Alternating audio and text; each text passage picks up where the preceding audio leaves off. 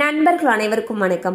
இன்னைக்கு நம்ம அந்த வீடியோல மகளிர் உரிமை தொகை குறித்து மிக முக்கியமான 2 புதிய தகவல்கள் வெளியாகியுள்ளன. சோ அதை பத்தி தான் இப்ப நம்ம பார்க்க போறோம். வீடியோக்குள்ள போறதுக்கு முன்னாடி இதுவரைக்கும் நீங்க நம்ம சேனலை சப்ஸ்கிரைப் பண்ணலைன்னா உடனே சப்ஸ்கிரைப் பண்ணிருங்க. அப்படியே பக்கத்துல இருக்கக்கூடிய பெல் பட்டனையும் கிளிக் பண்ணிருங்க. அப்பதான் நாங்க போடக்கூடிய அனைத்து பயனுள்ள தகவல்களும் உங்களை கரெக்ட் டைம்க்கு ரீச் ஆகும். இப்ப வாங்க வீடியோக்குள்ள போலாம். சோ தமிழகத்துல 2026 சட்டப்பேரவை தேர்தல்ல விஜய் அவர்களுடைய தாவேகா கட்சி பெரும்பான்மையை பிடிச்சிருக்காங்க.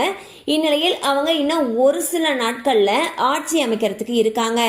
இந்நிலையில் திமுக அரசு ஏற்கனவே தகுதி வாய்ந்த மகளிருக்கு 1000 ரூபாய் மகளிர் உரிமை தொகை வழங்கிட்டு வந்துட்டு இருக்காங்க. அது மட்டும் இல்லாம திமுகவும் அதிமுகவும் அவங்க வெற்றி பெற்றோம் அப்படின்னா மகளிர் உரிமை தொகையை 1000 ரூபாயில இருந்து 2000 ரூபாயாக உயர்த்தி வழங்குவோம் அப்படின்னு சொல்லிட்டு அவங்களுடைய தேர்தல் அறிக்கையில தெரிவிச்சிருந்தாங்க. இதே போல விஜய் அவர்களுடைய தாவேகா கட்சியும் அவங்களுடைய தேர்தல் அறிக்கையில பாத்தீங்கன்னா மகளிர் உரிமை தொகை 1000 ரூபாயில இருந்து 2500 ரூபாயாக உயர்த்தி வழங்கப்படும் சொல்லியிருந்தாங்க. இந்நிலையில் ஏற்கனவே தாவேகா கட்சி அவங்களுடைய தேர்தல் அறிக்கையில குறிப்பிட்டது போலவே விஜய் அவர்கள் முதல்வர் பொறுப்பேற்ற உடனேயே மகளிருடைய உரிமை தொகையை 1000 ரூபாயிலிருந்து 2500 ரூபாயாக உயர்த்தி வழங்க உத்தரவிடுவார் என்று எதிர்பார்க்கப்படுகிறது.